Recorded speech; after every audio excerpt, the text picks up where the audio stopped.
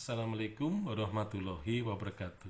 Bagian pertama dari IDAS jilid yang ke-9 adalah Kronika Sejarah Indonesia.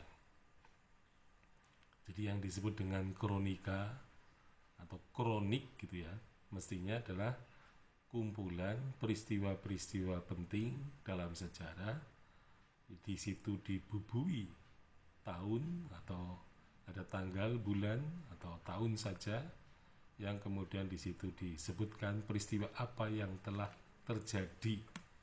Tentu saja kronika yang tepat adalah kronika yang disusun secara kronologis dari awal sampai akhir, dan di situ tidak boleh ada yang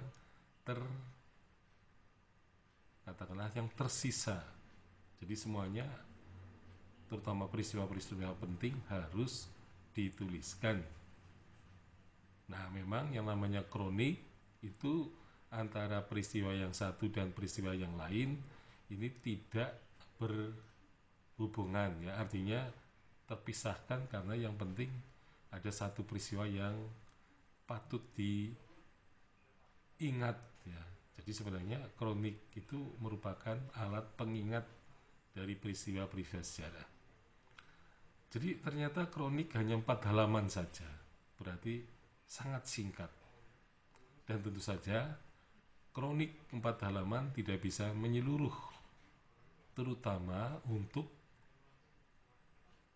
mencatat ya semua peristiwa sejarah yang terjadi atau yang dinarasikan dari bab 1 jilid 1 sampai bab yang ke-25 jilid ke-8.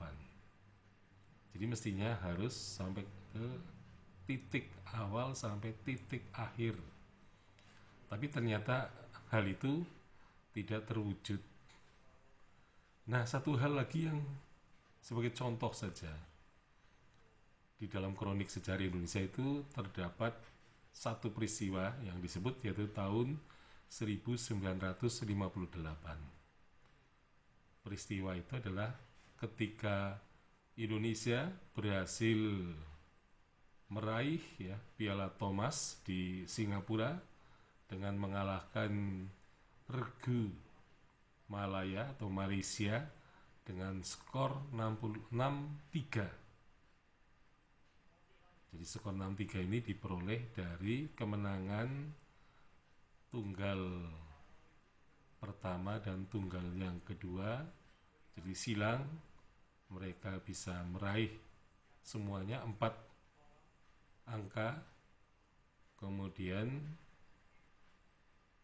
pada tunggal yang ketiga Edi Yusuf ya, jadi tunggal pertama adalah Ferry Soneville, tunggal yang kedua adalah Tan Ju Hock, dan yang kedua adalah Edi Yusuf. Nah, kemudian angka yang ke-6 diperoleh ketika Tan King Guan Nyo Kimbi, ya, ganda pertama Indonesia, menang pada hari pertama, tetapi pada hari kedua tidak bermain karena sakit ya, yaitu Nyo Kimbinya sakit. Nah, kemudian ganda kedua Indonesia Ferry Soneville Tan Ju Hock ya, kalah dengan mudah dalam 2 hari berturut-turut.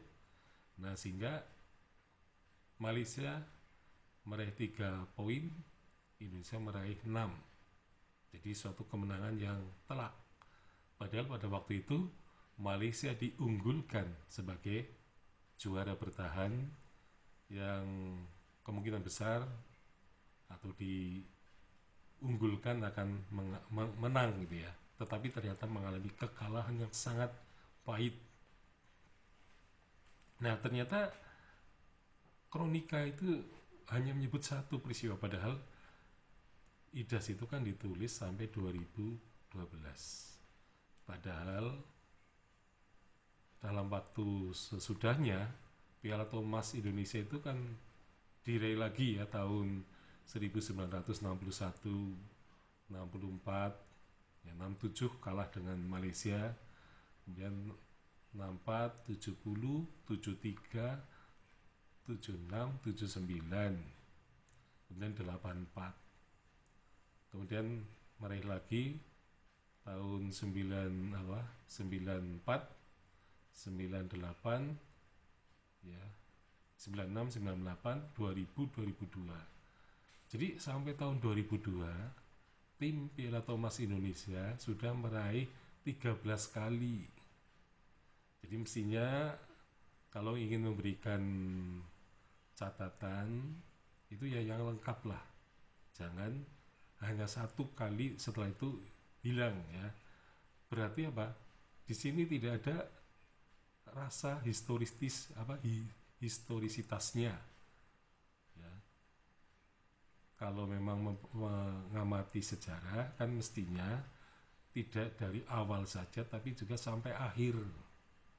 Nah ini berarti apa? Bahwa sejarawan memang tidak begitu meminati gitu ya sejarah bulu tangkis.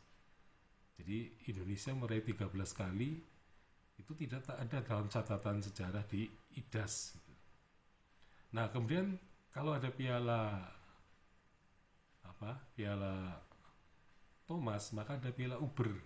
Nah piala Uber Indonesia 3 kali meraih piala itu. Tahun yang paling bersejarah ada tahun 1975. Jadi tahun 75 regu putri Indonesia meraih piala Uber untuk pertama kali dan kemudian diulangi lagi tahun 1994 dan 1996. Berarti terlewati sebenarnya masa penulisan IDAS itu. Dan satu lagi tahun 1991 bangsa Indonesia menyumbangkan Piala Sudirman untuk dunia ya. Ini mestinya juga dicatat karena dengan menyumbangkan piala itu kemudian diselenggarakan kejuaraan dunia bergu campuran dengan nama Piala Sudirman, dan ketika pertama kali diselenggarakan di Jakarta regu Indonesia menjadi juara.